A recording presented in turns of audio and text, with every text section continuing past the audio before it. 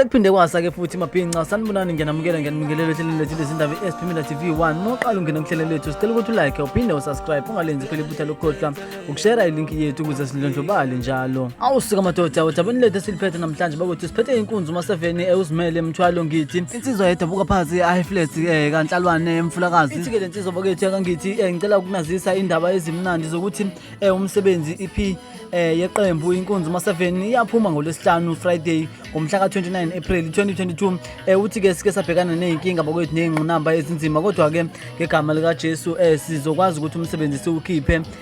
siunikeze abantu abafanele uthi ke bakwethu kanti ke isihloko se-EP bakwethu sithi siqopha umlando usho njalo ke bakwethu umfoka ngithi la uthi ke bakwethu ngiyabingelela ngenkulu inhlonipho sizwe sikaMthaniya obingelelayo uzimele ngithi owaziwa ngenkunzi uMaseven emculweni ngamaskandi uthi ngicela ningipha indlebe kulomsebenzi wami engiwenze ngokukhulu ukuzimisela nokuzinikela ukuze ufinyelele ezweni lonke ithi ke insizwa bakwethu uyacela ukuthi nilekelele lapho amandla ephela khona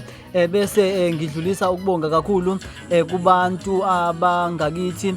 kunhlalwane ngokukholelwa kimi uthi ke #Inkunzi Maseven bakwethu kanti ingoma eyikhona ku-EP ngaphakathi uthi ke zimbili kuphela bakwethu kanti yoqala ithi ke inkomo yakho kanti ke yesibili ithi siqopha umlando kanti utrack 2 ke uthi uyena lo official shake yena umabhlukwe usho njalo bakwethu Inkunzi Maseven phasi le high flex kanhlalwane uthi ke ucela ukuthi nimsupport bakwethu umsebenzi wakhe uyathemba ukuthi nizothanda nothakasele naye uzonikeza ngenkulu inhlonipho kanti ke bakwethu uthi ke ku Facebook uyatholakala uthi Inkunzi Maseven uthi ke kanti kuyona le nombolo uyatholakala na ku WhatsApp bakwethu phone ama bookings inombolo ithi 0713185515 usho njalo kuba kwethu Inkunzi